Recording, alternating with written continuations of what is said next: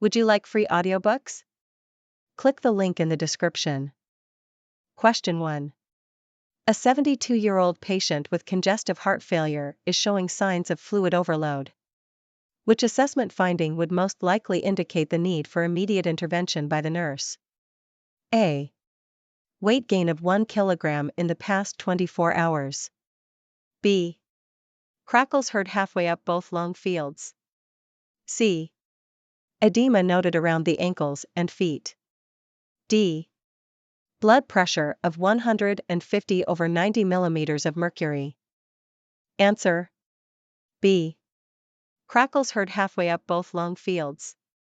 Rationale: crackles heard halfway up both lung fields indicate fluid accumulation in the lungs, suggesting pulmonary edema, a serious complication of fluid overload that requires immediate intervention to prevent respiratory distress.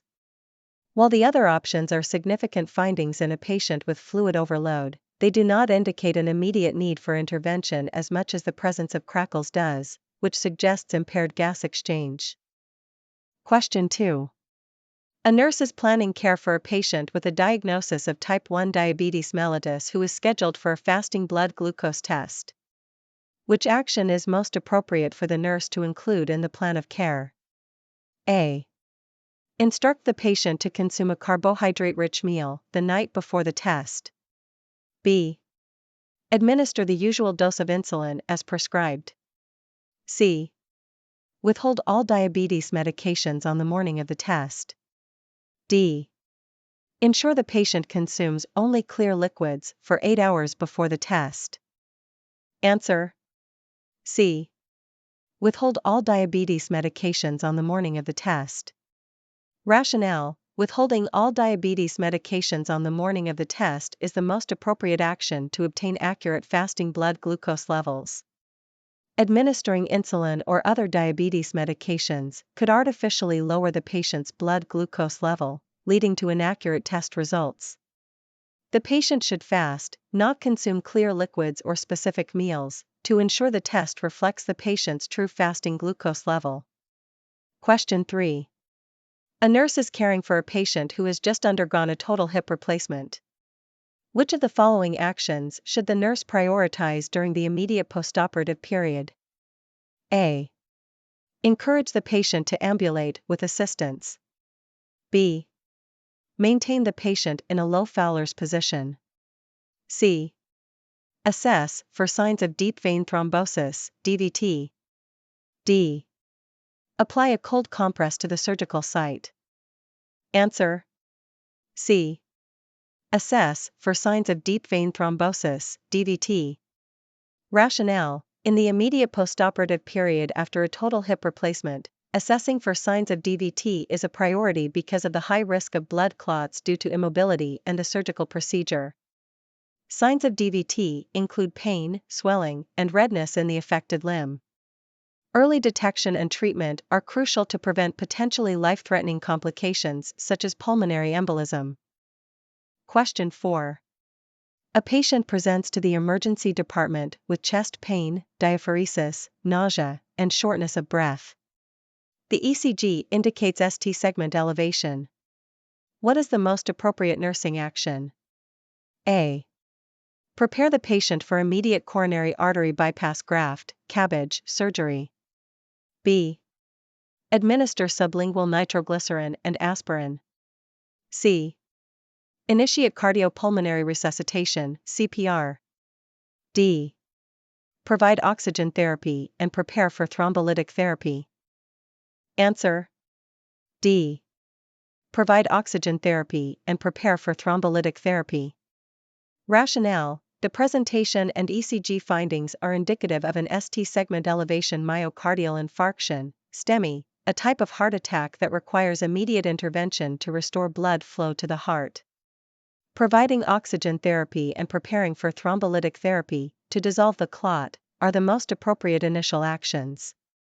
While sublingual nitroglycerin and aspirin are important, they are part of the overall management plan, and the immediate goal is to restore perfusion. Question 5. A nurse is caring for a patient with acute pancreatitis. Which dietary instruction should the nurse provide to help manage the patient's condition? A. Increase intake of high-fat foods to provide energy. B. Consume small, frequent meals rich in proteins and carbohydrates. C. Avoid alcohol and foods that are high in sugar. D. Follow a strict vegetarian diet to reduce pancreatic stimulation. Answer: C. Avoid alcohol and foods that are high in sugar. Rationale: alcohol avoidance is crucial in managing and preventing further episodes of acute pancreatitis, as alcohol can trigger or exacerbate the condition. Foods high in sugar can also exacerbate pancreatitis by stimulating the pancreas to secrete insulin. The focus should be on a balanced diet that avoids known triggers like alcohol and high sugar foods. Question 6. When planning care for a patient with a history of pulmonary embolism, PE, which intervention should the nurse prioritize to prevent recurrence? A. Encourage deep breathing exercises every 2 hours. B. Maintain the patient on strict bed rest for 72 hours. C. Administer anticoagulant therapy as prescribed. D. Apply sequential compression devices, SCDs, to both legs. Answer: C. Administer anticoagulant therapy as prescribed. Rationale: anticoagulant therapy is the cornerstone of preventing recurrence of pulmonary embolism, PE. These medications help prevent the formation of new clots and the growth of existing clots, addressing the underlying issue that leads to PE. While SCDs, deep breathing exercises, and mobility are important for overall patient care and can help prevent complications, anticoagulant therapy directly targets the prevention of clot formation. Question 7. A nurse is preparing to administer blood transfusions for a patient with severe anemia. Which of the following actions is most critical to ensuring the safety of the patient during the transfusion?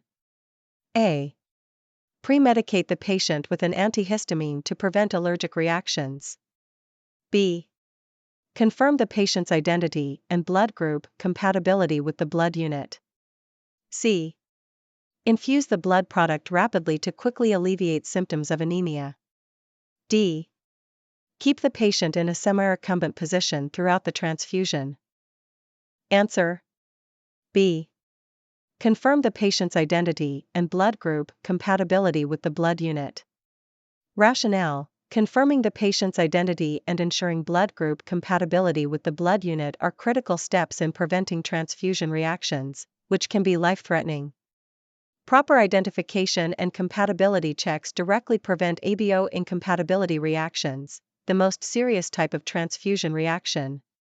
While premedication and patient positioning are important considerations, ensuring compatibility is the primary safety measure. Question 8. A patient with chronic obstructive pulmonary disease, COPD, is on long-term oxygen therapy. The nurse observes that the patient's oxygen saturation levels drop significantly during meals. What is the most appropriate intervention? A. Increase the oxygen flow rate during meals. B. Suggest the patient to stop oxygen therapy during meals. C. Encourage the patient to eat smaller, more frequent meals. D. Instruct the patient to hold their breath while eating. Answer: C. Encourage the patient to eat smaller, more frequent meals. Rationale: patients with COPD often experience difficulty breathing during meals, leading to decreased oxygen saturation. Encouraging smaller, more frequent meals can help reduce the energy expenditure and breathing difficulty associated with eating larger meals, thereby preventing significant drops in oxygen saturation. Increasing the oxygen flow rate might be considered, but it's important to assess the patient's overall oxygen needs and tolerance to avoid oxygen toxicity. Question 9. A nurse is caring for a patient who is receiving intravenous antibiotics for a bacterial infection. The patient complains of pain along the vein used for the IV infusion. Upon assessment, the nurse notes redness, warmth, and swelling at the site. What is the most appropriate next step? A. Apply a warm compress to the site and continue monitoring. B. Discontinue the IV line and prepare to start a new IV line in another extremity. C. Increase the rate of the IV infusion to flush the vein. D. Administer an analgesic to relieve the pain and continue to observe. Answer B. Discontinue the IV line and prepare to start a new IV line in another extremity. Rationale: the patient's symptoms suggest phlebitis, an inflammation of the vein that can occur with IV therapy. The appropriate action is to discontinue the IV line to prevent further irritation and possible infection, and then start a new IV line in another extremity to continue the antibiotic therapy. Warm compresses and analgesics may be used as supportive measures, but the primary action is to remove the source of irritation. Question 10. A patient diagnosed with acute renal failure, ARF, is experiencing fluid overload, as evidenced by peripheral edema and pulmonary crackles. Which of the following dietary modifications should the nurse recommend? A. Increase dietary protein intake. B. Restrict fluid intake to 1.5 liters per day. C. Limit sodium and potassium intake. D. Consume a high carbohydrate diet. Answer C. Limit sodium and potassium intake. Rationale: in acute renal failure, ARF, the kidney's ability to regulate fluid and electrolyte balance is compromised. Limiting sodium intake helps to manage fluid retention and hypertension, while restricting potassium intake is important to prevent hyperkalemia, a potentially life-threatening condition. Fluid restriction is also a common recommendation, but the specific amount should be individualized based on the patient's condition and daily weight measurements. Protein and carbohydrate intake need to be carefully balanced based on the patient's overall nutritional status and renal function. Question 11. A nurse is caring for a patient who has been admitted with severe depression. The patient refuses to participate in any form of therapy or activities. Which of the following approaches is most appropriate for the nurse to take first? A. Inform the patient of the consequences of not participating in therapy. B. Arrange for a psychiatric consultation to consider medication adjustments. C. Use therapeutic communication to explore the patient's feelings about therapy. D. Encourage participation by offering rewards for attendance at therapy sessions. Answer C. Use therapeutic communication to explore the patient's feelings about therapy. Rationale: using therapeutic communication to explore the patient's feelings and perceptions about therapy is an essential first step. It helps in understanding the patient's reluctance and addresses any misconceptions or fears. This approach respects the patient's autonomy while providing support and information, potentially leading to more engagement in therapy. While the other options may be considered based on the patient's response and clinical judgment, establishing a rapport and understanding the patient's perspective is foundational. Question 12. A patient with advanced lung cancer is experiencing severe dyspnea at rest. Which of the following interventions should the nurse prioritize to alleviate the patient's discomfort? A. Administer a high dose of systemic steroids. B. Provide supplemental oxygen through a nasal cannula. C. Initiate a referral for surgical intervention. D. Encourage the use of pursed lip breathing techniques. Answer B. Provide supplemental oxygen through a nasal cannula. Rationale: providing supplemental oxygen is a primary intervention to alleviate dyspnea in patients with advanced lung cancer. It helps increase the oxygen level in the blood, thereby reducing the sensation of breathlessness. Pursed lip breathing can be a helpful adjunct to ease dyspnea, but it may not be sufficient for severe cases at rest. Systemic steroids and surgical interventions might be considered in specific contexts, but are not immediate interventions for acute dyspnea relief. Question 13. A nurse is planning care for a patient with bipolar disorder who is experiencing a manic episode. Which of the following interventions is most appropriate to include in the plan of care? A. Encourage the patient to engage in group therapy sessions twice a day. B. Provide a quiet room with minimal stimulation. C. Schedule physical activities late in the evening to promote fatigue before bedtime. D. Allow the patient to make decisions about all aspects of their care to promote independence. Answer: B. Provide a quiet room with minimal stimulation. Rationale: patients experiencing a manic episode often benefit from environments that reduce stimulation, as excess sensory input can exacerbate their symptoms. Providing a quiet room with minimal stimulation helps to reduce agitation and hyperactivity, promoting a sense of calm and potentially aiding in the stabilization of mood. While engaging in therapy and physical activities is important, the timing and nature of these activities should be carefully considered to avoid overstimulation. Allowing the patient to make decisions about their care is important, but this should be balanced with the need for safety and structure during a manic episode. Question 14. A patient post-abdominal surgery reports a sudden sharp pain in the calf, accompanied by swelling and redness. What is the nurse's best first action? A. Apply a warm compress to the affected area. B. Measure the circumference of both calves for comparison. C. Advise the patient to ambulate to improve blood flow. D. Elevate the affected leg and notify the healthcare provider immediately. Answer: D. Elevate the affected leg and notify the healthcare provider immediately.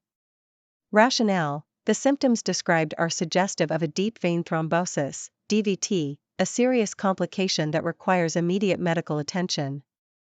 Elevating the affected leg can help reduce swelling and improve venous return while awaiting further evaluation and treatment. Measuring the circumference of both calves is a useful diagnostic step but should not delay notification of the healthcare provider.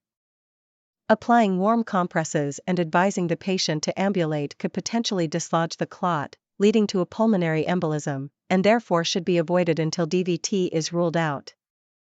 Question 15.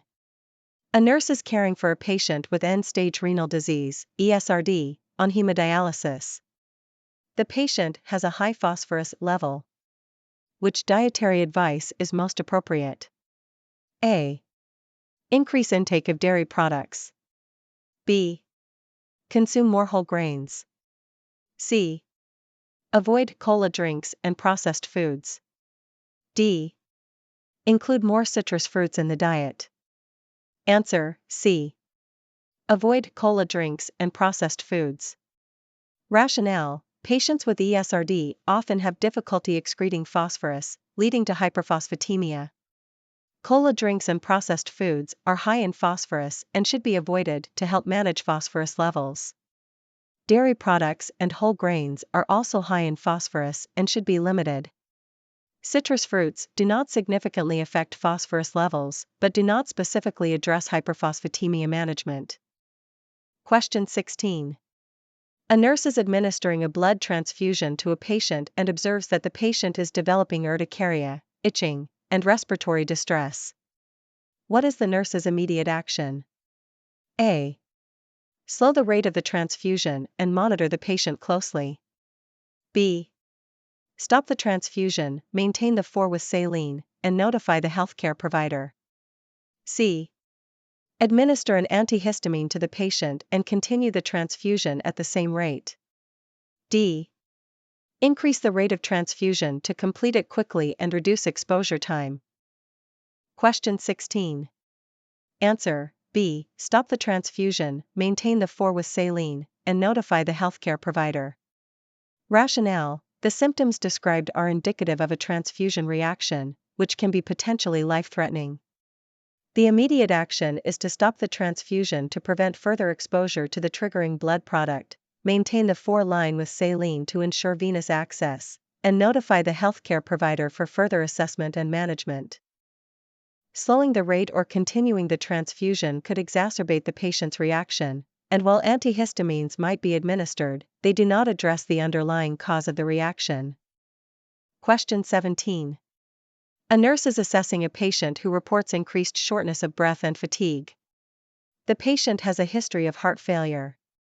Which assessment finding would most concern the nurse? A. Peripheral edema. B. Blood pressure of 130/85 mm of mercury. C. Jugular venous distension. D. Heart rate of 88 beats per minute. Answer, C. Jugular venous distension. Rationale: jugular venous distension, JVD, is a significant finding in patients with heart failure as it indicates worsening heart failure and fluid overload, suggesting right-sided heart failure. While peripheral edema, elevated blood pressure, and an increased heart rate are important findings in heart failure, JVD directly indicates increased central venous pressure and is often a more specific sign of acute decompensation that requires immediate intervention. Question 18. A patient with a history of chronic alcohol use is admitted with signs of liver failure. Which laboratory result would the nurse prioritize for immediate intervention? A. Elevated aspartate aminotransferase, AST. B. Low serum albumin. C. Prolonged prothrombin time, PT. D. Increased alkaline phosphatase, ALP. Answer, C. Prolonged prothrombin time, PT. Rationale: a prolonged PT indicates a coagulation disorder, which is a critical issue in patients with liver failure, as the liver is responsible for producing clotting factors. This finding suggests a significant risk for bleeding, which requires prompt intervention and monitoring. While elevated AST, low serum albumin, and increased ALP are indicative of liver dysfunction and damage, a prolonged PT directly impacts the patient's immediate safety by increasing the risk of bleeding. Question 19. A nurse is planning discharge teaching for a patient who had a myocardial infarction. What should the nurse emphasize as the most important lifestyle modification? A. Engaging in regular, moderate-intensity exercise.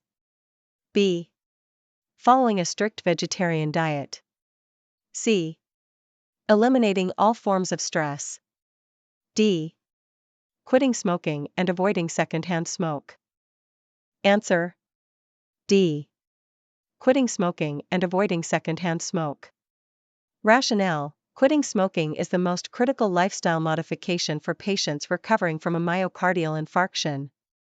Smoking is a major risk factor for coronary artery disease and subsequent myocardial infarctions. Eliminating smoking can significantly reduce the risk of recurrent heart events and improve overall cardiovascular health. While exercise, diet, and stress management are important components of a heart-healthy lifestyle, quitting smoking has the most immediate impact on reducing future cardiac risk. Question 20. A nurse is caring for a patient who is post-operative day 1 following a colectomy. The patient is reluctant to use the incentive spirometer. What is the best approach for the nurse to encourage use of the device? A. Explain that using the incentive spirometer will prevent post-operative complications. B. Tell the patient that use of the spirometer is mandatory and not optional. C. Offer pain medication before using the spirometer to reduce discomfort. D. Wait until the patient feels more comfortable and willing to try the spirometer. Answer: C. Offer pain medication before using the spirometer to reduce discomfort. Rationale: patients post-abdominal surgery often experience pain, which can make deep breathing exercises, such as using an incentive spirometer, uncomfortable. Offering pain medication before using the spirometer can help reduce discomfort, making the patient more likely to participate in this important activity. Explaining the benefits of the spirometer is also important, but addressing pain effectively is key to compliance and prevention of post-operative complications like pneumonia. Question 21. A nurse is reviewing laboratory results for a patient with suspected sepsis. Which finding would the nurse identify as most indicative of this condition? A. Elevated white blood cell count. B. Decreased hemoglobin levels. C. Increased blood urea nitrogen, BUN. D. High procalcitonin levels. Answer: D. High procalcitonin levels. Rationale: High procalcitonin levels are particularly indicative of sepsis, as procalcitonin is a biomarker that increases significantly in response to a bacterial infection leading to systemic inflammation. While an elevated white blood cell count, decreased hemoglobin, and increased BUN can be associated with various conditions, including sepsis, the elevation of procalcitonin levels is more specifically associated with bacterial infections and has been used to aid in the diagnosis of sepsis. Question 22. A nurse is developing a care plan for a patient with schizophrenia who experiences auditory hallucinations. Which intervention is most appropriate to include? A. Keep the patient in a brightly lit room at all times. B. Encourage the patient to interact socially in large groups. C. Teach the patient to use grounding techniques when hallucinations occur. D. Isolate the patient from others to reduce the risk of agitation. Answer: C. Teach the patient to use grounding techniques when hallucinations occur. Rationale: teaching the patient to use grounding techniques, such as mindfulness exercises or focusing on physical sensations, can help them manage auditory hallucinations by redirecting their focus to the present moment and away from the hallucinations. This strategy empowers the patient to gain control over their symptoms. Keeping the patient in a well-lit room or encouraging social interaction may not directly address the issue of hallucinations, and isolating the patient could exacerbate feelings of loneliness or paranoia. Question 23. For a patient with advanced dementia exhibiting aggressive behavior, which nursing intervention is most effective in managing these behaviors? A. Implementing strict behavioral modification techniques. B. Administering antipsychotic medication as the first line of treatment. C. Using restraints to prevent harm to the patient or others. D. Creating a calm, familiar environment and routine for the patient. Answer: D. Creating a calm, familiar environment and routine for the patient. Rationale: creating a calm, familiar environment and maintaining a consistent routine can significantly reduce agitation and aggression in patients with advanced dementia. This approach minimizes confusion and anxiety, which are common triggers for aggressive behavior. While antipsychotic medications and behavioral techniques may be used as part of a comprehensive care plan, they are not the first line of intervention due to potential side effects and the importance of addressing the underlying causes of agitation. Restraints should be used only as a last resort and under strict guidelines, as they can increase agitation and pose ethical concerns. Question 24. A patient with chronic kidney disease, CKD, is undergoing evaluation for potential dialysis. Which laboratory value would the nurse monitor closely to determine the need for initiating dialysis? A. Serum calcium level. B.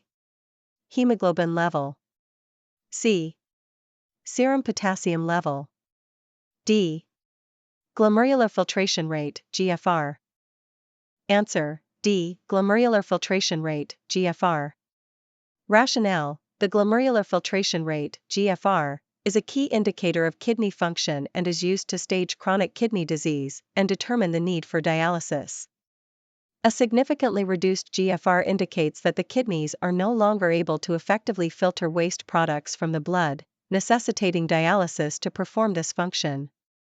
While abnormalities in serum calcium, hemoglobin, and potassium levels can occur in CKD and impact patient management, the GFR is the most direct measure of kidney function and the need for dialysis. A nurse is caring for a patient who reports significant pain following orthopedic surgery. The patient has a history of opioid addiction and is concerned about the use of opioid medications for pain management. What is the best approach for managing this patient's pain? A. Avoid the use of all pain medications to prevent relapse. B. Use nonsteroidal anti-inflammatory drugs, NSAIDs, exclusively for pain management. C. Develop a pain management plan that includes both pharmacologic and non-pharmacologic strategies. Answer: C. Develop a pain management plan that includes both pharmacologic and non-pharmacologic strategies.